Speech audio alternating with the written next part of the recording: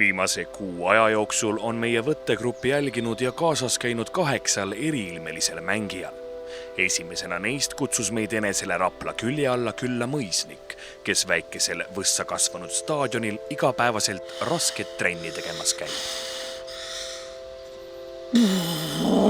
Sõida talle! Sõida! Saa nii raske olla! Suuga teeb ta suure linna, käega aga...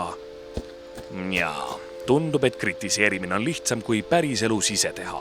Samas kui matšil jagataks punkte vaid sõimamise eest, võiks tegelikkuses karika juba eos üle anda Karlsele ja Meperinatorile. Tallinnas aga valmistab end mänguks ette muusikastriimeri Jansu. No kuna see kogu värk tegelikult toimub väljas, siis ma mõtlesin, et ma peakski harjutama rohkem väljas.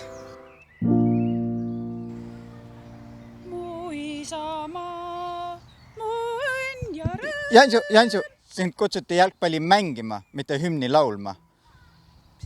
Kuna jalgpalliväljakul kõrgete nootide eest punkte ei saa, jääb üle vaid loota, et Jansu end ka jalgpallialaselt vormi jõuab viia. Jansust üldse mitte kaugel, paar linnaosa edasi, on end vormi viimas aga Kelloks, kellel on juba välja kujunenud oma kindel rutiin.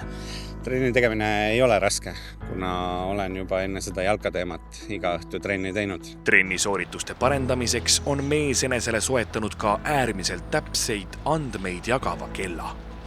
Ikka selleks, et näha palju 10 veel jäänud on. Kelloks teab, et lisaks täpsusele peab võrdselt aega panustama ka jõutreeningule. Tänavustest mängijatest teab treeningutest ja võistlustest kõige paremini aga Meili, kes igapäevaselt treenib oma koera, kuid mitte ainult. Meie kolmekesti treenime pea igapäevaselt ja iga ilmaga ja oleme mõningad trikid juba selgeks saanud. Keera! Pööra! Istu! Super! Kas Meili õpetatud käsklused ja trikid hakkavad vastastiimi kuuluva Remi sooritusi väljakul mõjutama, seda näitab vaid aeg. Üheks pühendunuimaks mängijaks võib pidada Arukülast pärit Stotterit, kes jalkamatšist kuuldes koheselt varustuseks vajaminevat raha striimis koguma hakkas. Esmalt kogutud raha eest soetas striimer enesele jalgpalli ja puutsad. Puutsad on juba kohalikus Aruküla staadionil sisse kantud ning kohe hakkasin ka enda kaalu jälgima. Mul on tegelikult ka praegugi kaal kaasas. Kogu aeg jälgin oma kaalu, kuid kahjuks see kaal ei muutu. Pelgalt kaalu vaatamisest on pea võimatu ka muutusi loota ja oodata. Kuid kes teab, ehk tõestab Stotter meile siiski vastupidist. Meie võttegrupp suundus viimaseks reportaažiks Põltsamaa mägedesse, sest just nimelt siin on end ette valmistamas Hanarhia, kes on tuntud oma tohutu sportliku aktiivsuse tõttu.